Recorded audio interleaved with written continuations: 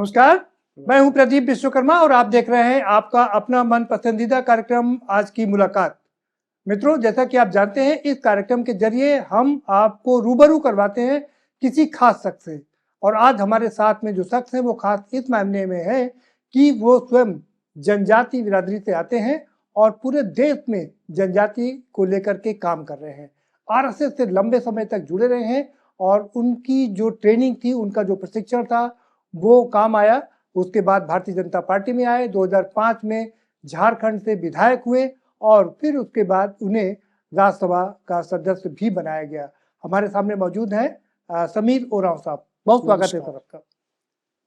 बड़ा कठिन दौर देखा है जनजाति ने, एसटी ने, तो आप बड़े नेता के रूप में उभर के आए, झारखंड से आते हैं, बिलोंग करते हैं।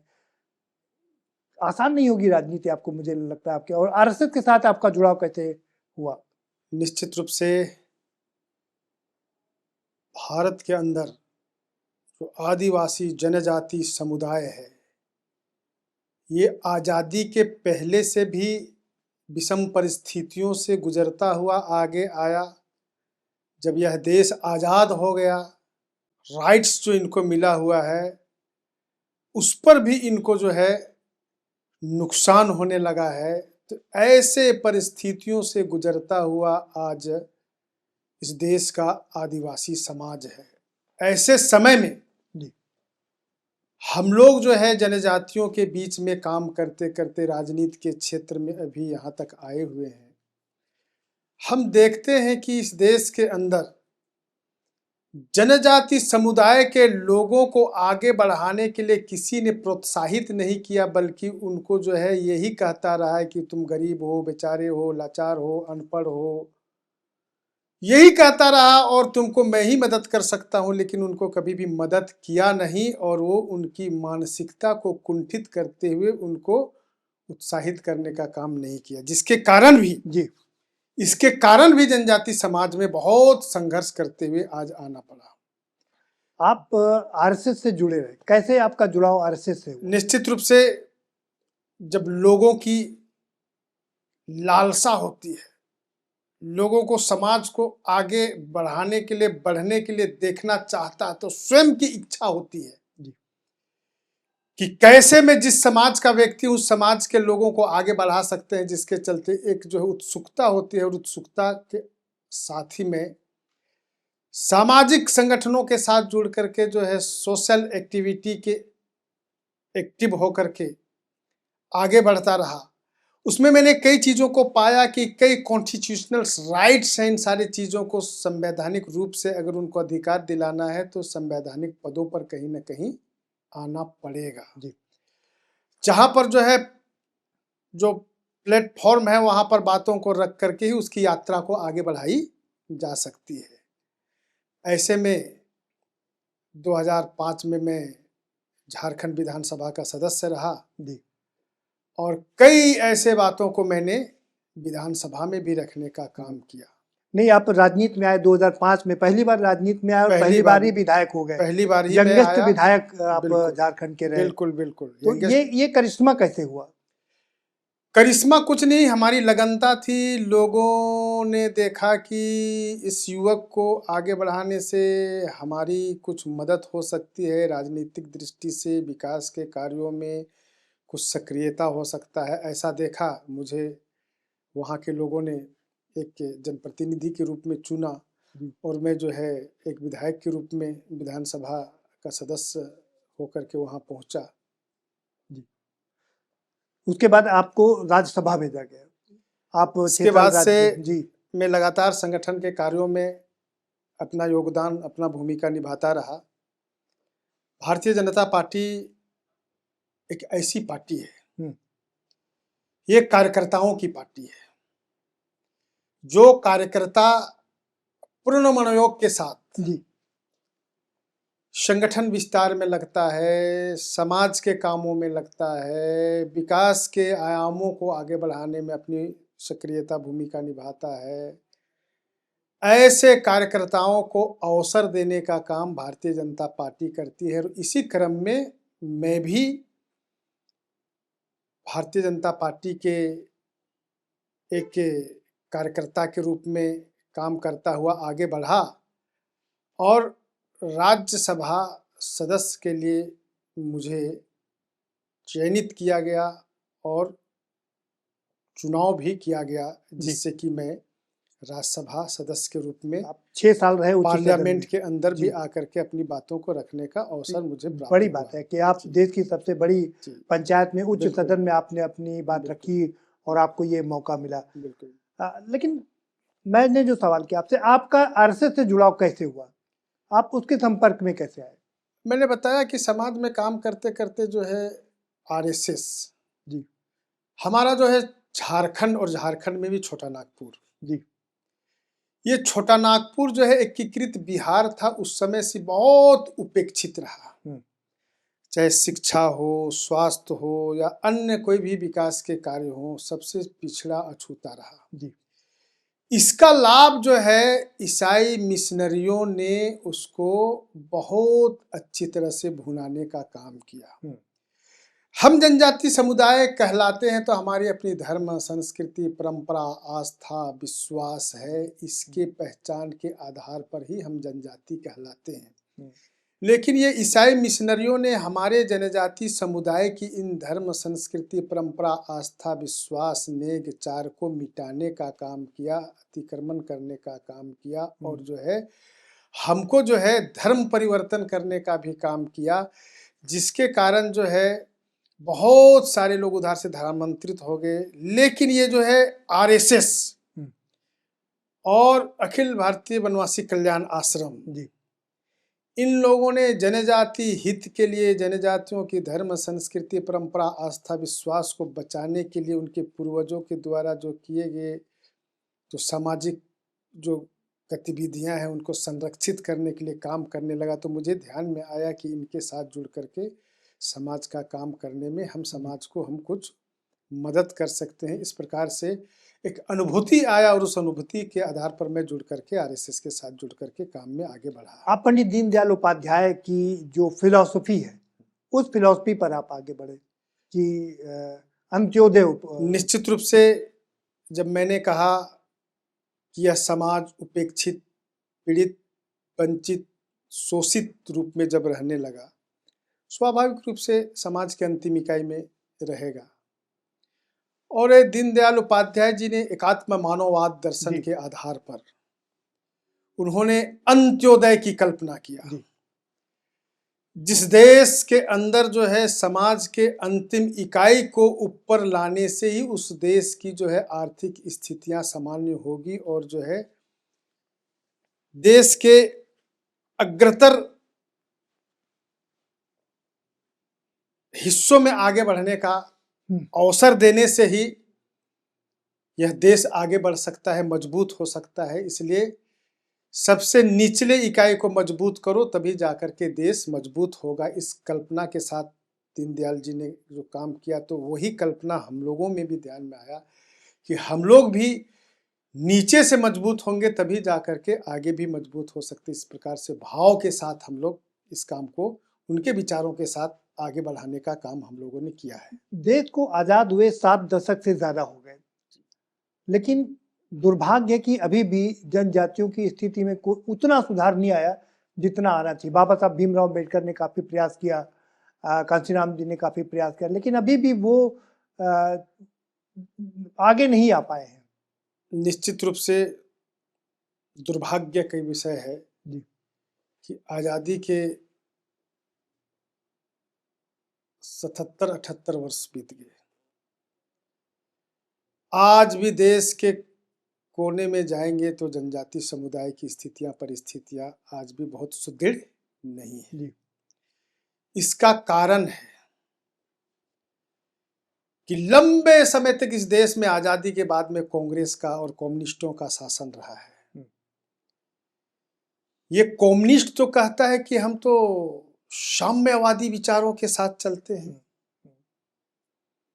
जिस प्रकार से दुनिया में डंका पीटता था ये रूस कि मैं साम्यवादी हूं, लेकिन उन्होंने भी आज टुकड़े टुकड़े में बट करके बिखर गए और वो उसके सिद्धांतों पर हमारे देश के अंदर भी जो है कम्युनिस्टों ने यहाँ हमारे समाज के बीच शासन करने का काम किया, उस समय हमारे लोगों को उत्साहित नहीं बल्कि कुंठित करता हुआ चला आया। और उसी के साथ साथ ये कांग्रेस के लोगों ने भी आज़ादी के बाद लगातार सत्ता में रहा, इन लोगों ने भी हमारे जनजातियों को हमेशा से उपेक्षित ही करता रहा और जो है प्रलोभित ही करता रहा, भ्रमित ही करता रहा और केवल वोट बैंक बनाने का काम किया, उनको आगे बढ़ाने का काम किया नहीं। जबकि जनजाति समुदाय के अंदर में उनकी जो विवेकता, उनकी एकाग्रता, उनका जो है कुशलता, उनकी बौद्धिकता, इतनी अधिक क्षमता है उनका कि आज भी वो स्वाभिमानी जीवन जीते हैं। मैं दुनिया के अंदर में घूमता हूं, मैं यहाँ देश के अंदर घूमता हूं, लेकिन जनजाति समुदाय के लोगों को भीख मांगते बहुत कम, इक्का दुक्का ही। आपने बहुत बढ़िया बात कही, बहुत मौजूद बात कही। ये जो बहुत स्वाभिमानी लोग, जिस तरह से हम पंजाबियों को देखते हैं कि वो भीख मांगते हुए नहीं दिखा देते, जनजाति कहीं भी भीख मांगता हुआ दिखाई नहीं देता। ये एक बहुत, ये जो है आपने वही कारण है कि आपने उनके सम्मान के लिए एक सम्मान दिवस का आयोजन किया। बिल्कुल बिल्कुल। क्या था वो? तो मैंने आपको बता रहा हूँ जी कि ऐसे स्थिति परिस्थितियों को ठीक करने के लिए इस देश के अंदर जो है कई ऐसे अनसंग हीरोज हुए, सोशल रिफ्रेशर्स हुए। हमारे अगर कहा जाए तो झारखंड से मैं आता हूँ, भगवान बिरसा मुंडा जो आज़ादी की लड़ाई के साथ साथ जो है समाज को सुधारने का भी काम किया, बिल्कुल, जिसके चलते आज जो है भगवान के रूप में वो पूजे जाते हैं। बिल्कुल। इसी प्रकार से झारखंड में जो है सिद्धू कान्हू सामंतियों के खिलाफ, अंग्रेजों के खिलाफ, महाजनी के खिलाफ जो उन्होंने लड़ाई लड़ा और जो है अपने समाज को आगे बढ़ाने का काम किया। आप केरल के जो है जादो नाग, आपका नॉर्थ ईस्ट में जो है हमारा जो है कई हमारे जो है महिला अनसंग हीरोज जो है वो अंग्रेजों के साथ लड़ा। हमारा शंकर शाह जो है, हमारा तात्या भील है, ऐसे कई लोग जो है जनजाति समाज के लोग जो है समाज को आगे बढ़ाने का काम किया। लेकिन ये आज़ाद भारत में इन लोगों की जो है स्तुति प्रस्तुति, इनकी जो है महिमा जो होना चाहिए समाज के लोगों को बताने का काम नहीं किया। वापस और आज जब देश के यशस्वी प्रधानमंत्री आदरणीय नरेंद्र भाई मोदी जी ने जनजाति समुदाय के गौरव को आगे बढ़ाने का काम किया, इसी के चलते भगवान बिरसा मुंडा जी की जयंती जो है 15 नवंबर को उसको राष्ट्रीय जनजाति गौरव दिवस स्थापित किया। देश भर के जनजातियों के गौरव को बढ़ाने का काम किया। प्राउड होता है कि हमारे समुदाय का जो है वीर क्रांतिकारी महापुरुषों ने इस प्रकार से जो है समाज को उत्थान करने के लिए काम किया था। ये हम नए पीढ़ी के नए नौजवानों को, बच्चों को ये प्रेरणा मिलता है, उसके आधार पर आगे बढ़ता है। तो ऐसे ये गौरव का दिन आगे बढ़ता है। मैं वापस आता हूँ, आप आरएसएस में लगातार काम करते रहे, वहाँ से ट्रेनिंग लिया आपने, तृतीय वर्ष की ट्रेनिंग भी लिया आपने। उसके बाद आरएसएस ने आपको भारतीय जनता पार्टी में लाने का काम किया, जहाँ तक मुझे जानकारी। तो आपने पार्टी में काम करते हुए अपने अनेक जगह पर चुनाव भी जिताने का काम किया। अभी हम वेस्ट बंगाल की बात कर लेते हैं। वेस्ट बंगाल में चुनाव था, भारतीय जनता पार्टी वहाँ कभी सरकार नहीं बनाई थी, आपको वहाँ पर सह प्रभारी बना करके भेजा गया। आपने वहाँ पर जनजाति की 16 में से 16 सीटें जिताने का काम किया। कैसे कर पाई इतना बड़ा काम?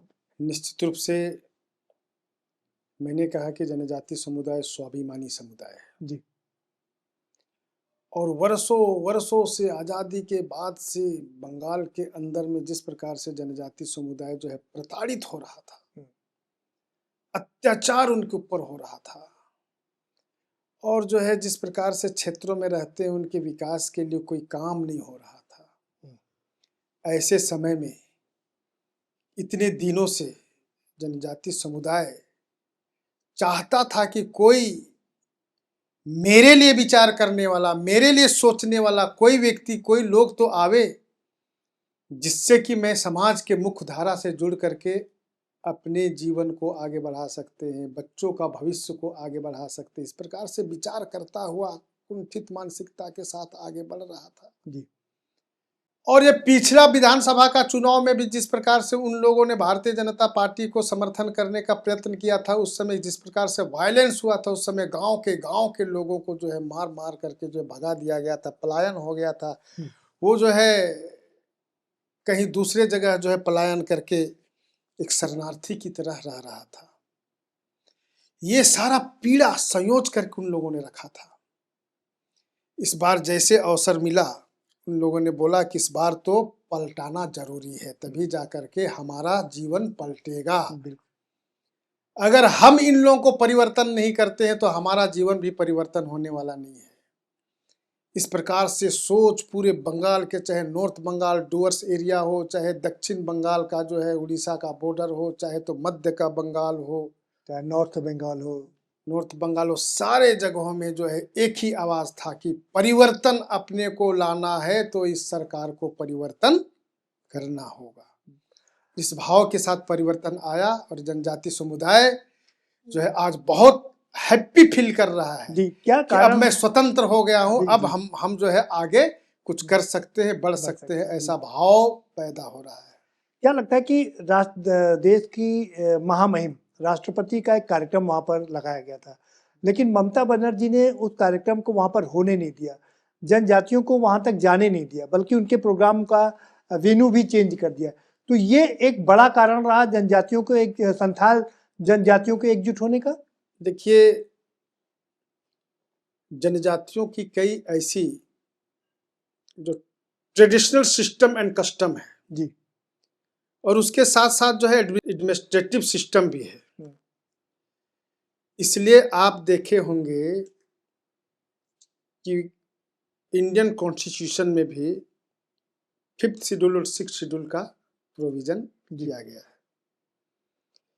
इसी के साथ संवैधानिक आधारों के साथ साथ जो है सामाजिक और धार्मिक आधार भी जनजातियों का बहुत ही महत्वपूर्ण है। आज प्रशासन और शासन की कल्पना हुई है तो हमारे जनजाति समुदाय का ट्रेडिशनल एडमिनिस्ट्रेटिव सिस्टम है, उसी के आधार पर ही वो आगे बढ़ा है और आज भी जो है 5th schedule 6th schedule state में जो है इसी के आधार पर 3 टियर जो है व्यवस्थाएं बनाई गई है।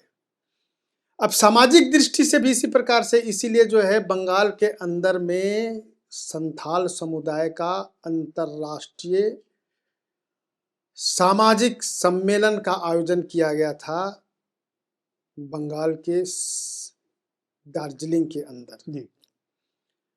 और वहाँ देश भर के लोग जो है उस सम्मेलन में जाने के लिए लोग दूर दूर से लोग आ रहे थे। सबसे पहले तो जो है वहाँ उन प्रतिनिधियों को रोका गया कि आप वहाँ नहीं जा सकते हो, गाड़ियों को कोसों दूर रोक दिया गया कि आप वहाँ नहीं जा सकते हो, जगह छोटा है, वहाँ इस प्रकार से हो सकता है, ऐसा वैसा बहाना लगा करके उन लोगों को नहीं जाने दिया।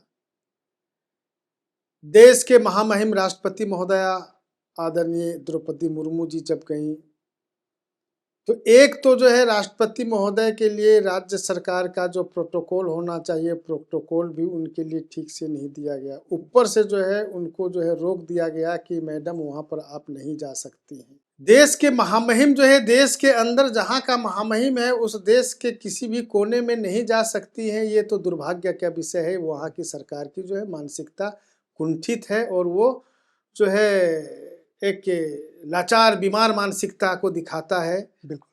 और वो उनको वहाँ नहीं जाने दिया, लेकिन समाज के प्रति सजगता रहने के कारण श्रीमती द्रौपदी मुर्मू जी ने उस स्थान पर जा कर के देखा, वहाँ सारी चीज़ें ठीक ठाक था, कुछ लोग भी वहाँ पहुँचे थे और समाज के बारे में विचार भी चल रहा था, लेकिन लोगों को नहीं जाने दिया गया। तो ऐसे बातों को लेकर के बाकी शेष जो जनजाति समुदाय के लोगों में जो है भड़क उठा कि हमारे माननीय नेता को समाज को संबोधित करने के लिए, मार्गदर्शन करने के लिए आ रहे थे, इनको रोकने का काम किया। इसलिए जो है इस बंगाल के सरकार को सिखाना पड़ेगा, तृणमूल को सिखाना पड़ेगा। यह भाव वहां से भी पैदा हुआ। बिल्कुल। क्या और वहां से भी पैदा हुआ और जा करके जो है उनको जो है ये सिखाने का काम, सबक सिखाने का काम किया कि जनजाति समुदाय अब कमजोर नहीं है, तुम्हारे ताकत को भी छीन करने की ताकत रखने के योग्य अब इसी जगह पर आ पहुंचा है, यह क्या बताने का आपको काम। क्या लगता है कि वो एक और घटना वहां पर हुई, जो आपके सांसद थे मुर्मू, उनको बुरी तरीके से घायल कर दिया गया, उनका पूरा सर फट गया और ब्लड बुरी तरह से बह रहा निश्चित था। रूप से तो वो जो वीडियो था उसने काफी उत्तेजित किया जनजाति के निश्चित लोगों रूप को। से श्रीमान खोगेन मुर्मू जी मालदा के लोकप्रिय सांसद हैं, दो बार से वो सांसद हैं और वो भारतीय जनता पार्टी अनुसूचित जनजाति मोर्चा बंगाल के वो अध्यक्ष भी हैं। उन्होंने देखा कि कॉन्स्टिट्यूंसी एरिया में जाकर के देखा कि हमारा कौन कौन से विधानसभा में हम किस प्रकार से काम का रूपरेखा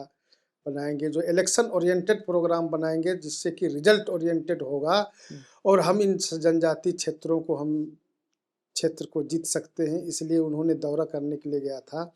देखा कि पूरा जनजाति समुदाय भारतीय जनता पार्टी के विचारों के साथ जुड़ करके काफिला में जुड़ता जा रहा है, तो उन्होंने देखा कि ये जनजाति समुदाय का एक नेता आया है, नेता को ही डैमेज कर देंगे तो जनता जो है इस वायलेंस से डर के भाग जाएगा, जिससे कि हम इनको यहाँ दबाव दे सकते। इस प्रकार से जो तृणमूल के गुंडों के द्वारा किया गया था और उनको घायल किया गया जिस प्रकार से, तो इसको भी देख करके लोगों को लगा कि इनका जो है बदला वोट से ही लिया जा सकता है और शासन हमारी हो जाएगी और प्रशासन हमारा हो जाएगा, तो हम जो है उसके आधार पर ऐसे गुंडों को जो है यहाँ पर दबाव दे सकते हैं और हम सुशासन की ओर आगे बढ़ सकते हैं, तभी हमारा विकास होगा, हमारा बच्चों का भविष्य आगे बढ़ेगा। यह भाव भी इस घटना से आगे बढ़ा है। क्या ये जो घटनाएं थी उसने उनकी कॉफिन में आखिरी कील ठोकने का काम किया? क्या यही कारण है कि 16 की 16 सीटें आपकी जनजातियों की? निश्चित रूप से ये कील ठोकने की बात तो एक अलग डिफरेंट हो जाता है, लेकिन क्या है कि लोगों के मन के भाव में, भावनाओं में, विचारों में ही यह आ गया कि जनजाति समुदाय को सारे लोगों ने प्रताड़ित करता है, भारतीय जनता पार्टी ने ही जो संरक्षित करता है, इसलिए इसके साथ जाना चाहिए। भाव पैदा हुआ और 16 के 16 सीटों पर भारतीय जनता पार्टी सफल रही है। आप 5 राज्यों का जो चुनाव हुआ उसमें आप वेस्ट बंगाल के साथ साथ में असम में भी आपने काफी असम में भी स्टार प्रचारक के रूप में गए, और अच्छी बात यह कि वहां भी जनजातियों की जितनी सीट थी वो सारी की सारी भारतीय जनता पार्टी की झोली में आपने डाल दिया। कैसे किया आपने? निश्चित रूप से पहले का जो असम और आज का असम में बहुत अंतर है। पहले वहां कांग्रेसियों ने हमारे जनजाति समुदाय को तितर बितर करके रखा था, खंडित करके रखा था। इसीलिए आप वहाँ के इतिहास में देखेंगे तो जनजाति समुदाय एक दूसरे के साथ में कोई किसी का मेल नहीं होता था, एक दूसरे के साथ हमेशा उन लोगों का लड़ाई चलता था। लेकिन भारतीय जनता पार्टी का शासन आने के बाद में सबका साथ, सबका विकास, सबका विश्वास और सबका प्रयास का यह मंत्र हमारे देश के यशस्वी प्रधानमंत्री जी ने दिया, तब से असम के अंदर जनजाति समाज में एकजुटता होने लगा।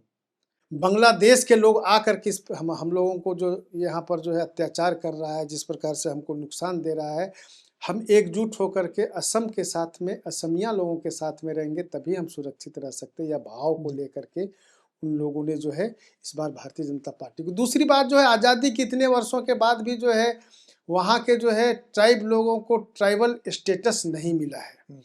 वहाँ जो है भारतीय जनता पार्टी की सरकार में हेमंता बिस्वा शर्मा ने वहाँ विधानसभा से पारित करके यहाँ भेजा है केंद्र सरकार को, प्रक्रियाएं आगे बढ़ रही है। तो यह भाव जो है आज़ादी के बाद में किसी ने कभी नहीं किया था, ये भारतीय जनता पार्टी ने ये पहल करके आगे बढ़ाया और एसटी मोर्चा के कार्यकर्ताओं ने इसको जो है आगे बढ़ाने का, समाज के बीच जाकर के करने का काम कर रहा था, जिसके चलते झारखंड मुक्ति मोर्चा का जो है मुख्यमंत्री झारखंड का वो बंगाल के टी ट्राइब में जा करके वो हजारों हजार का जो है सभा कर रहा था, प्रलोभन देने का काम किया, भ्रमित करने का काम किया, तब भी वहाँ का जनजाति तनिक भी डिगा नहीं, जिसके चलते ये इसका जो है झूठा जो है मंत्र और झूठा भाषण वहाँ पर नहीं चला, उसका आश्वासन नहीं चला और भारतीय जनता पार्टी के साथ लोग साथ में चल कर के आगे बढ़े, जिसके चलते वहाँ भी जो है भारतीय जनता पार्टी अनुसूचित जनजाति क्षेत्रों की सीटों को बिल्कुल सफलता पाया है। आगे बढ़ते हैं। झारखंड की आपने बात की, झारखंड जब से बना, स्टेट बना, तब से लगातार वहाँ पर भारतीय जनता पार्टी की सरकार थी, लेकिन पिछली 2 बार से हेमंत सोरेन वहाँ पर विजयी हो रहे हैं। क्या कारण थे, कहाँ कमी रह गई? निश्चित रूप से अगर ऐसी कहा जाए तो परिवर्तनशील संसार में परिवर्तित होते रहता है, लेकिन भारतीय जनता पार्टी केंद्र की सरकार के साथ मिलकर के वहाँ विकास के कार्यों को बहुत ही बखूबी तरीकों से जमीन पर उतारने का काम किया था। अब वहाँ ईसाई मिशनरियों का जो है पूरा प्रभाव है। उन लोगों ने जो है पत्थलगड़ी का एक आंदोलन शुरू किया था, आप सबों को जानकारी हो। 244 का वो रेफरेंस लेता है, यानी ग्राम सभा की बात करता है, और उसमें पत्थलगड़ी में जो है, पत्थल में जो है ग्राम सभा की बातों को उद्धृत करता है। और तज्जुब की बात यह है कि वो कहता है कि मैं संविधान की बात को नहीं मानता हूं, और 244 की संविधान की बातों को पत्थलगड़ी में लिखता है कि ये ग्राम प्रधान ग्राम सभा सर्वोसर्व है, इसके अलावा दूसरा कुछ नहीं है। तो ये गांव के लोगों को वो भ्रमक करने का काम करता था, और ऐसा भ्रम जाल फैला दिया कि जनजाति समुदाय में जो एक प्रकार से जो है भ्रमित होकर के, विचलित होकर के एक बार सोचा कि ये भारतीय जनता पार्टी से हट करके ये जनजाति की बात करने वाला जेएमएम के साथ जुड़ करके आगे बढ़ना चाहिए। लेकिन अब इन लोगों को पता चल रहा है कि हम भारतीय जनता पार्टी को छोड़े हैं तो हमारा गांव का विकास नहीं हो रहा है। चलिए आगे बढ़ते हैं। भारतीय जनता पार्टी के शासन पर हमारा गांव में बिजली पहुंचा, रोड पहुंचा, पानी पहुंचा, लेकिन वो पानी भी का भी नल भी टूट जा रहा है, और बिजली का तार और ट्रांसफार्मर भी अब नहीं बदल रहा है, और रोड भी टूट जा रहा है, पुल भी टूट जा रहा है, लेकिन देखने वाला कोई नहीं। हमसे भूल हुई, इस प्रकार से जो है लोगों में अब विचार आ रहा है। थोड़ा आगे बढ़ते हैं, वहां से ईस्ट से निकल करके वेस्ट की तरफ चलते हैं। आपको जहां जहां मौका दिया गया, आपने वहां पर भारतीय जनता पार्टी का काम करके दिखाया। आपको महाराष्ट्र भेजा गया, महाराष्ट्र में भी आपने जीत दिलाई, बहुमत की सरकार बनवाई वहां पर। निश्चित रूप से महाराष्ट्र हो, गुजरात हो, आपका राजस्थान हो जी, ऐसे क्षेत्रों में एसटी मोर्चा के कार्यकर्ताओं ने पूरी लगनता के साथ काम किया, और जो है पूरी मेहनत करते हुए भारतीय जनता पार्टी को जिताने का काम किया। भाई साहब, मैं आपको बताना चाहता हूं, इस देश के अंदर, आज़ाद भारत में, चाहे केंद्र की सरकार हो चाहे किसी भी स्टेट की सरकार हो, केंद्र में भी उस दिनों में कांग्रेस के साथ आदिवासी सीट ज़्यादा आता था तो केंद्र में कांग्रेस सरकार बनाती थी।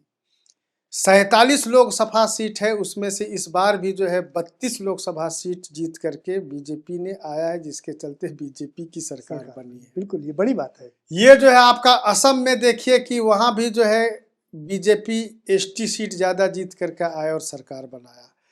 आप बंगाल में 16 के 16 जीत गए तो फिर वहां भी सरकार हमारी बनी। बिल्कुल। गुजरात में 27 में जो है 24-23 आप जीत गए तो वहां भी हमारी सरकार बनी। हमारा राजस्थान में भी अधिक संख्या में जीत के आए तो वहाँ भी सरकार बनी। महाराष्ट्र में हमारी सरकार बनी। तो इस प्रकार से जनजाति समुदाय का जो है बहुत बड़ा योगदान देश और राज्य के सरकार बनाने में रहा है। इसलिए जो है जनजातियों को अब गुमराह करके कोई नहीं रख सकता है। अब जो है जागरूक हो गया है, और इसमें जो है भारतीय जनता पार्टी अनुसूचित जनजाति मोर्चा की भूमिका बहुत ही मतलब साफ साफ है। चलिए, वक्त एक छोटे से ब्रेक का हो चला है, एक छोटा सा ब्रेक लेंगे। मित्रों, आप अपना टीवी स्क्रीन छोड़ करके कहीं मत जाइएगा, क्योंकि अगले हिस्से में हम बात करेंगे कि कैसे धर्मांतरण जो हो रहा था उस पर सुप्रीम कोर्ट ने रोक लगाई और कहा कि अब अगर कोई धर्मांतरण करेगा तो वो अपने SC/ST का जो कैटेगरी है उसको खो देगा। दूसरी हम बात करेंगे कैसे उत्तर प्रदेश में बहुजन समाज पार्टी हो, देश में कांग्रेस हो या समाजवादी पार्टी हो या तमाम दूसरे दल हैं, वो ST सीटों पर फोकस कर रहे हैं और अपने आप को अम्बेडकरवादी, कांसीरामवादी बताने की कोशिश कर रहे हैं। ऐसे में भारतीय जनता पार्टी आगे क्या करेगी और आपका क्या रोल रहेगा, इन सब बातों पर चर्चा करेंगे एक छोटे से ब्रेक के बाद।